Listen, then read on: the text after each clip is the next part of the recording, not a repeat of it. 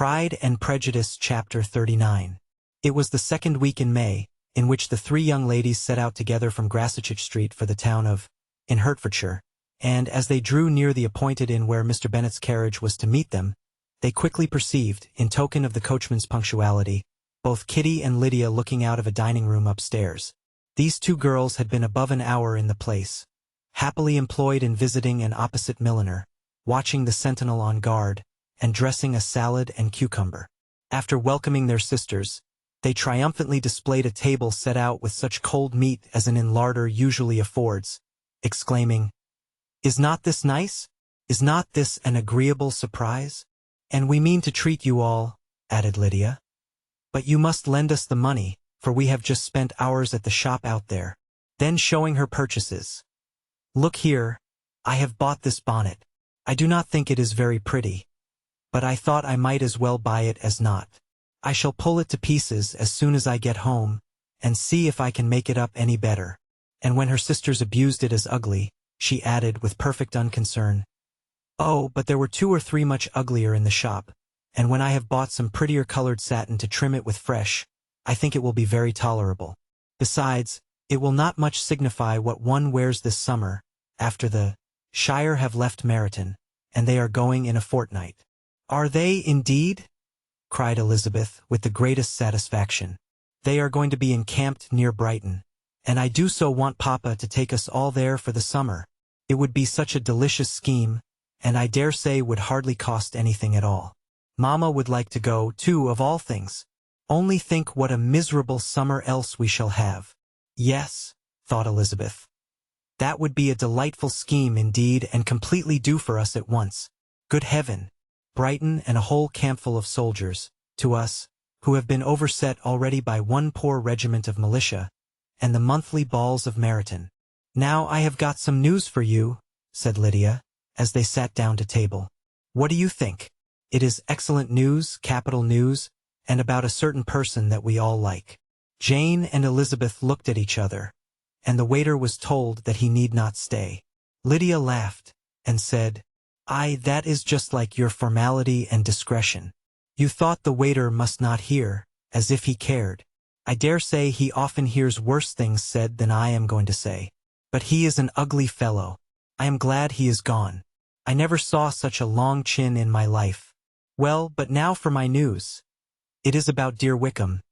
Too good for the waiter, is not it? There is no danger of Wickham's marrying Mary King. There's for you. She is gone down to her uncle at Liverpool. Gone to stay. Wickham is safe. And Mary King is safe," added Elizabeth. "Safe from a connection imprudent as to fortune.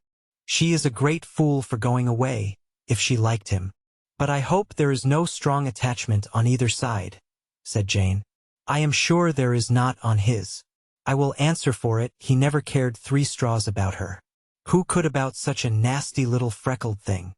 Elizabeth was shocked to think that, however incapable of such coarseness of expression herself, the coarseness of the sentiment was little other than her own breast had formerly harbored and fancied liberal. As soon as all had ate, and the elder ones paid, the carriage was ordered, and, after some contrivance, the whole party, with all their boxes, work-bags, and parcels, and the unwelcome addition of Kitty's and Lydia's purchases, were seated in it. "How nicely we are crammed in!" cried Lydia. "I am glad I brought my bonnet, if it is only for the fun of having another bandbox. Well, now let us be quite comfortable and snug, and talk and laugh all the way home. And in the first place, let us hear what has happened to you all since you went away. Have you seen any pleasant men? Have you had any flirting? I was in great hopes that one of you would have got a husband before you came back.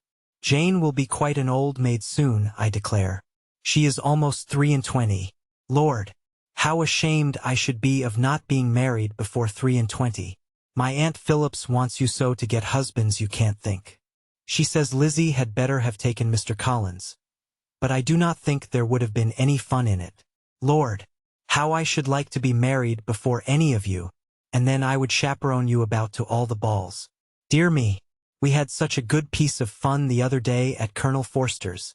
Kitty and me were to spend the day there, and Mrs. Forster promised to have a little dance in the evening. By the by, Mrs. Forster and me are such friends. And so she asked the 2 Harringtons to come. but Harriet was ill and so Pen was forced to come by herself. And then, what do you think we did? We dressed up Chamberlain in woman's clothes, on purpose to pass for a lady. Only think what fun! Not a soul knew of it but Colonel and Mrs. Forster and Kitty and me except my aunt, for we were forced to borrow one of her gowns. And you cannot imagine how well he looked. When Denny and Wickham and Pratt and 2 or 3 more of the men came in, they did not know him in the least. Lord! How I laughed! And so did Mrs. Forster. I thought I should have died. And that made the men suspect something, and then they soon found out what was the matter. With such kind of histories of their parties and good jokes did Lydia, assisted by Kitty's hints and additions, endeavor to amuse her companions all the way to Longbourn. Elizabeth listened as little as she could, but there was no escaping the frequent mention of Wickham's name. Their reception at home was most kind. Mrs. Bennet rejoiced to see Jane in undiminished beauty, and more than once during dinner did Mr. Bennet say voluntarily to Elizabeth, "I am glad you are come back, Lizzie." Their party in the dining room was large, for almost all the Lucases came to meet Maria and hear the news, and various were the subjects which occupied them.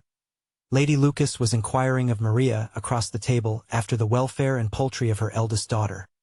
Mrs. Bennet was doubly engaged, on one hand collecting an account of the present fashions from Jane, who sat some way below her, and on the other, retailing them all to the younger Miss Lucases. And Lydia, in a voice rather louder than any other person's, was enumerating the various pleasures of the morning to anybody who would hear her. "Oh, Mary," said she, "I wish you had gone with us, for we had such fun. As we went along, Kitty and me drew up all the blinds and pretended there was nobody in the coach, and I should have gone so all the way if Kitty had not been sick. And when we got to the George, I do think we behaved very handsomely, for we treated the other 3 with the nicest cold luncheon in the world, and if you would have gone, we would have treated you too.